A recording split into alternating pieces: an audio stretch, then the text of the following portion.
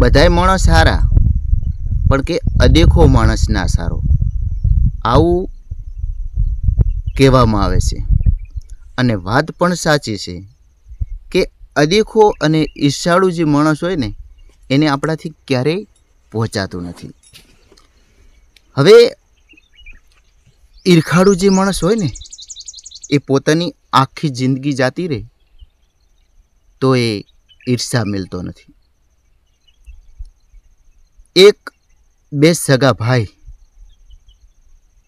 અને સગા ભાઈમાં ઈર્ષા એટલે કેવી ભૂક્કો કાઢી નાખે એવી. હવે બંને ભાઈ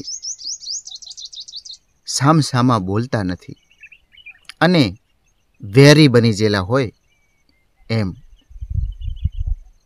હવે બને છે એવું, નાનો ભાઈ અને મોટો ભાઈ બંને બોલતા નથી અને એક દાડાનો સમય આવે છે એટલે નાનો ભાઈ અને મોટો ભાઈ કેવો વિચાર કરે છે કે એને તો હું જોઈ લઈશ. હવે મોટા ભાઈના ઘરે એકનો એક દીકરો હોય છે અને એની સગાઈ કરવા માટે મહેમાનો આવે છે. ત્યારે નાનો દાઢમાં રાખે છે અને એ કહે છે કે જ્યારે મહેમાન તો આબા દો પછી એની વાત. હવે નાના ભાઈને 1 લાખની ભેંસ વેચવાની હતી અને એના ગ્રાહક પણ આવવાની તૈયારી હતી. ત્યારે મોટો કહે છે કે ગ્રાહક તો આવવા દો પછી એને હું જોઈ લઈશ.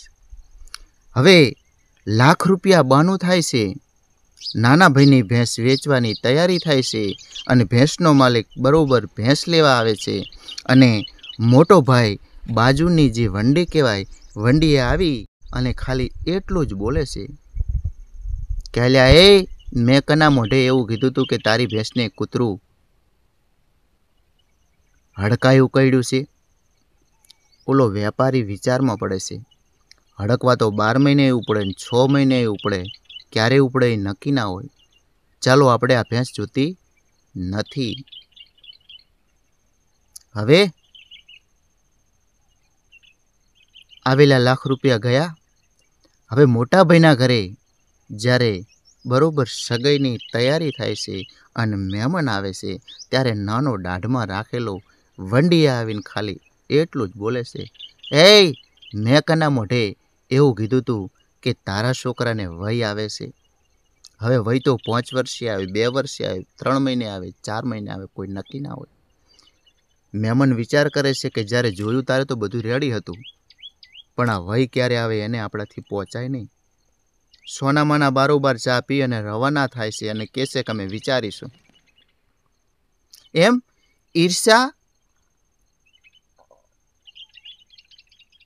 માનવીને ક્યારે પહોંચાતું નથી. હવે એક ઈર્ષાળુ માનવ એવો અદેખો માણસ હોય ને એ કાયમ જીવે જાગે ત્યાં સુધી નડ્યા વગર રહે નહીં.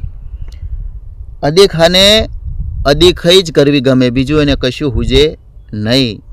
હવે એક આ જે અદેખો છે એને વિચાર કેવો આવ્યો કે પેલો ભાઈ રોજ મંદિરે જાય છે, આજ તો મારે કોક નવો મંદિરે જાય અને એ મંદિરે જઈને શું પ્રાર્થના કરે છે એ આપણે સાંભળવી છે અને આપણે એ શું કરે આપણે પણ એના જેવું કરવું છે.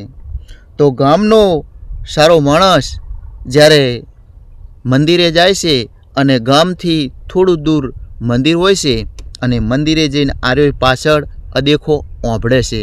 ચેડું જાય છે તારું ઓલો મંદિરમાં જઈ અને ભગવાનને કહે છે કે ભગવાન મારું જો આટલું કાર્ય પૂરું થશે તો હું રોજ તમારા માટે દીવો કરવા આવીશ. આ મારી રોજની પ્રતિજ્ઞા છે. ઓલો કોણ સાંભળી રહ્યો? હવે અદેખાને તો કોઈ બીજું તો હુજે નહીં. ઓલો દર્શન કરી નીકળ્યો અને તરત જ અદેખો ભગવાન કન જઈ અને દીવો ચાલુ હતો અહીંયા કને પ્રતિજ્ઞા લીધી કે ભગવાન ઓલો જે જ્યો એ રોજ દીવો કરવા આવશે એવી એને પ્રતિજ્ઞા લીધી, પણ હું એવી પ્રતિજ્ઞા લઉં છું કે ઈરોય જ્યારે રોજ દીવો કરવા આવે અને દીવો ઓલવવા માટે હું આવીશ આ મારી પ્રતિજ્ઞા છે, અરે તારી ભલી થાય આવી પ્રતિજ્ઞા એવું હોય? પછી પેલો માણસ મોરી ગયો, હોજ પડી દીવો કરવા આવ્યો, સવાર પડ્યું દીવો કરવા આવ્યો, એમ 4, 5, 6 મહિનો 2 મહિના થયા દીવો કરવા આવે, અને ઓલો પાછળ ચેડ રોજ આવી અને ઓલો જે દીવો કરીને જાય એ દીવો ઓલવવા માટે આવે. હવે જોજો થાય. એમ કરતાં કરતાં એક દિવસનો સમય આવ્યો અને પાણી આવ્યું એટલે આખું ગામ તરબોળ થઈ ગયું. હવે મંદિર ગામના ગોંદરાથી ઘણું શેટું હતું, એટલે જે રોજ દીવો કરવા આવતો હતો એને કીધું કે ભગવાન આજ મારાથી અવરાશે નહીં, હું 5 દીવા ભેગા કરીશ, પાણી ઘણું છે, પાણી જ્યારે ઉતરે તે દી હું આવીશ. હવે ઓલો અદેખો હતો એને ઊંઘ આવે નહીં. એને વિચાર્યું કે ઓલો રોજ દીવો કરવા જાય છે, આવું પાણી આવ્યું હોય જ્યાં વગર તો નહીં રહ્યું હોય, મારી પણ પ્રતિજ્ઞા તૂટી જશે. તે એ તો પાણીમાં પડ્યો, પાણી તાર પાણીમાં પડી અને ભગવાનના મંદિરે જઈ અને જોયું કે દીવો તો કરેલો નહીં. હવે મારી પ્રતિજ્ઞાનું શું? એવી ડીવીટ જોની પડી હતી, એ અડમડ કરીને ઓળ દઈ દીવો કરીને પછી એ દીવો ઓલવી નાખ્યો. અને ભગવાન પ્રસન્ન થયા કે માગો માગો માગો માગો તે આપું. ઓલો અદેખો બોલ્યો કે રોજ દીવો કરવા તો ઓલો આવે છે, હું તો કંઈ આપ તોય તમે આગળ થયા. તો કે હવે થયા હોય તો ભલે થયા હોય, તો હવે જો તમે માગવાનું જ કીધું હોય તો હું માગું એ મને આલો.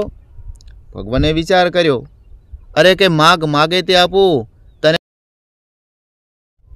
અદેખો બોલ્યો રોજ દીવો કરવા ઓલો આવે છે અને હું તો ઓલવવા માટે આવું છું, તોય તમે મને પ્રગટ થયા?